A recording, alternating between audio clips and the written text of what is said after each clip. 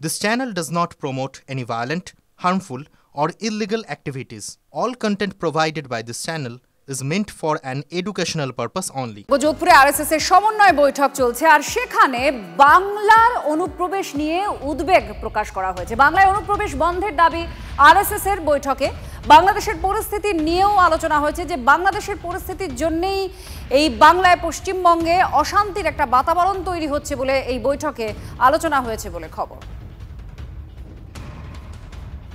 बंगाल के बारे में भी विशेषकर लोगों ने चिंता व्यक्त की है और वहां कर विशेषकर घुसपैठी जो प्रादुर्भाव वहां पर हो रहा है, लगातार बांग्लादेश की परिस्थिति जब से बदल गई है वर्तमान की घटनाओं के बाद, और उसके बाद उसका एक प्रभाव वहां पर भी आया है। वहां बड़ी संख्या में जो अवैध तरीके से घुसपैठी नागरिक वहां रहते हैं बंगाल में, और उनके द्वारा भी जो उपद्रव किए जा रहे हैं और उनके तुरंत उसको रोकना अत्यंत आवश्यक है। हिंदुओं की सुरक्षा में बहुत सारी समस्याएं वहां पर आ रही है, लॉ एंड ऑर्डर के भी बहुत सारे प्रश्न वहां पर आ रहे हैं, तो इसके बारे में भी सबने चिंता व्यक्त की।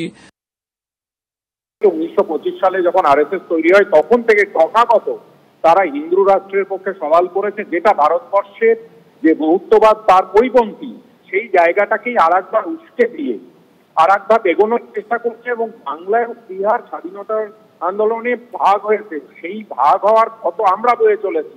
আরএসএস সেই ক্ষত সম্পর্কে জানে না, তারা ইতিহাসকে অস্বীকার করে। আজকে তারা যেটা করছে সেটা এক্সপেক্টেড ছিল, এর আগামী দিনে এর বিরুদ্ধে বাঙালিরা নিশ্চিতভাবে লড়বে। আর অনুপ্রবেশ যেটা অবৈধ, তার কোনো জাতি ধর্ম হয় না, অনুপ্রবেশ ও অনুপ্রবেশই হয়। এরা বাংলায় শুধু অশান্তি বাড়াচ্ছে না, এরা সারা ভারতবর্ষে ছড়িয়ে পড়ছে। কিছুদিন আগে আপনারা দেখেছেন এক আমাদের বলিউড ফিল্ম স্টার, তাকেও ছুরি মারে যে বোম্বেতে গিয়ে, তিনিও একজন অনুপ্রবেশকারী, সম্ভবত রোহিঙ্গা। এই হচ্ছে এদের অবস্থা। এরা সারা ভারতবর্ষে ছড়িয়ে পড়ছে, বাংলাদেশ হয়ে, পশ্চিমবঙ্গ হয়ে।